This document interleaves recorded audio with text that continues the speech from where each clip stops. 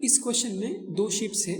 एक शिप जो है वो ईस्ट डायरेक्शन में जा रहा है 20 किलोमीटर पर आवर से, और दूसरा शिप जो है वो वेस्ट डायरेक्शन में जा रहा है 16 किलोमीटर पर आवर से। ये दूसरा शिप जो है वो फर्स्ट शिप के 10 किलोमीटर नॉर्थ डायरेक्शन में है। तो स्टार्टिंग में पोजीशन इस तरह से है। एक शिप जो है वो ईस्ट डायरेक्शन में जा रहा है 20 किलोमीटर पर आवर से, और इसके 10 किलोमीटर नॉर्थ डायरेक्शन में एक दूसरा शिप है जो वेस्ट डायरेक्शन में जा रहा है 16 किलोमीटर पर आवर से। तो ये फर्स्ट सेंटेंस में इंफॉर्मेशन हमें दिया है। How fast is the distance between them changing 1 hour later. 1 hour के बाद इन दोनों शिप्स में डिस्टेंस कितने तेजी से बढ़ रहा होगा। तो सबसे पहले तो आफ्टर 1 आवर ये शिप्स कहाँ पे होंगे ये हम थोड़ा ड्रॉ कर लेंगे। तो 1 आवर में ये 16 किलोमीटर जाएगा और ये 20 किलोमीटर जाएगा, तो ये इनिशियल जो इनका यहाँ पे पोजीशन था वहाँ पे नहीं रहेगा। तो अब कहाँ पे रहेगा उसका थोड़ा डायग्राम अगर रफ में ड्रॉ करेंगे तो ये 1 आवर में 16 किलोमीटर लेफ्ट साइड में यहाँ पे चला जाएगा। तो हम यहाँ पे इसे ड्रॉ कर सकते हैं। तो फाइनल पोजीशन जो है वो यहाँ पे है। अब शिप यहाँ पे होगा और अभी भी लेफ्ट डायरेक्शन में जा रहा होगा 16 किलोमीटर पर आवर से। और जो दूसरा शिप था 20 किलोमीटर पर आवर से, वो 1 आवर में 20 किलोमीटर ट्रैवल कर लेगा। तो वो ये इस पॉइंट से राइट साइड में जाएगा और वो 20 किलोमीटर दूरी पे होगा। वो राइट साइड में ही जा रहा होगा 20 किलोमीटर पर आवर से। तो इस तरह से है। तो ये वर्टिकल डायरेक्शन में नहीं है, अब थोड़े लेफ्ट और राइट साइड में हो गए हैं। अब हमें ये पूछा है how fast is the distance between them changing. Distance between them, तो यहाँ पे मीनिंग इसका ठीक से समझना है।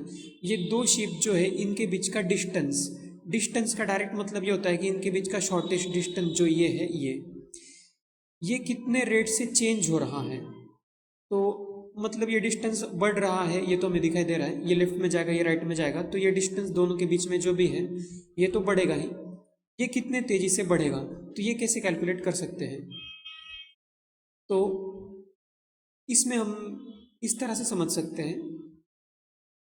अगर इनके बीच में डिस्टेंस इस तरह से है, थोड़ा डायगोनल लाइन है ये, और एक का वेलोसिटी है लेफ्ट डायरेक्शन में, एक का वेलोसिटी है राइट डायरेक्शन में, तो हम इसमें ये कर सकते हैं लाइन ज्वाइनिंग देम, ये जो डॉटेड लाइन हमने ड्रॉ किया है इसके अलोंग दोनों के वेलोसिटी का कंपोनेंट लेंगे। जैसे इसका v1 इसका v2 अज्यूम करेंगे, तो इस डायरेक्शन में हम कंपोनेंट ले सकते हैं एक, और एक लाइन ज्वाइनिंग देम जो है इसके परपेंडिकुलर डायरेक्शन में कंपोनेंट ले सकते हैं। फॉर एग्जांपल अगर हॉरिजॉन्टल से इस एंगल को अगर हम थीटा अज्यूम करते हैं, तो ये v2 का भी हम इसी तरह से दो कंपोनेंट लेंगे। तो एक कंपोनेंट ये होगा और एक कंपोनेंट इस डॉटेड लाइन के परपेंडिकुलर होगा इस तरह से। तो ये कंपोनेंट हमने इसलिए लिया क्योंकि ये जो परपेंडिकुलर कंपोनेंट होता है, परपेंडिकुलर कंपोनेंट से इन दोनों के बीच का डिस्टेंस तो चेंज नहीं होगा, ये तो रोटेशन होने जैसा है। इसकी वजह से इनके बीच का डिस्टेंस बढ़ भी नहीं रहा है, कम भी नहीं हो रहा है, क्योंकि ये तो दोनों के बीच का जो डिस्टेंस है ये डॉटेड लाइन, इसके परपेंडिकुलर डायरेक्शन में वेलोसिटी है। तो इससे डिस्टेंस बढ़ेगा भी नहीं या कम भी नहीं होगा, इसलिए हमें ये वेलोसिटी इग्नोर कर देना होगा। अब डॉटेड लाइन जो है इसके डायरेक्शन में जो कंपोनेंट है, मतलब हम ये बोल सकते हैं कि ये हो जाएगा v1 cos थीटा और ये हो जाएगा v2 cos थीटा, ये एंगल भी थीटा होगा।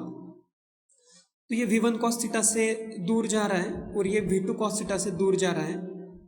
तो ओवरऑल दोनों एक दूसरे से दूर जा रहे हैं। रिलेटिव वेलोसिटी अगर हम देखेंगे तो v1 cos theta plus v2 cos theta, इतने वेलोसिटी से वो एक दूसरे से दूर जा रहे हैं, या फिर इतने वेलोसिटी से उनके बीच का डिस्टेंस बढ़ रहा है। तो हमारा जो रिक्वायर्ड आंसर है वो यही होगा। तो हम ऐसे कैलकुलेट करेंगे v1 plus v2 into cos theta. अब बस हमें इसमें वैल्यू पुट करना है। तो हम v1 प्लस v2 की जगह पे हम लिखेंगे, यहाँ पे ये v1 हो जाएगा 16 और v2 हो जाएगा 20। कॉस थीटा की जगह पे हम लिखेंगे, तो थीटा ये जो एंगल हमने यहाँ पे जूम किया है इस डायग्राम में देखेंगे तो ये एंगल थीटा यहाँ पे है। इसमें अगर हम कॉस फाइंड करेंगे थोड़ा ज्योमेट्री से, तो ये वर्टिकल डिस्टेंस जो है ये तो 10 क्वेश्चन में दिया था, और ये हॉरिजॉन्टल टोटल डिस्टेंस जो इस ट्रायंगल में हो जाएगा ये होगा, ये 20 है, ये 16 है, ये 36 होगा।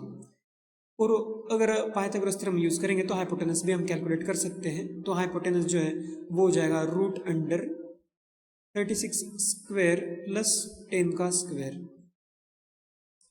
तो ये हो जाएगा √1396। अब कॉस थीटा जो है वो हो जाएगा 36 डिवाइडेड बाय √1396। तो ये जो हमने यहाँ पे लिखा है 16 + 20, इसको हमें कॉस थीटा से मल्टीप्लाई करना है। तो कॉस थीटा से मल्टीप्लाई करने का मतलब है इसको मल्टीप्लाई करेंगे 36 बाय √1396 से। अब ये वैल्यू अगर कैलकुलेट करेंगे तो फिर हमारा आंसर फाइनली आ जाएगा। तो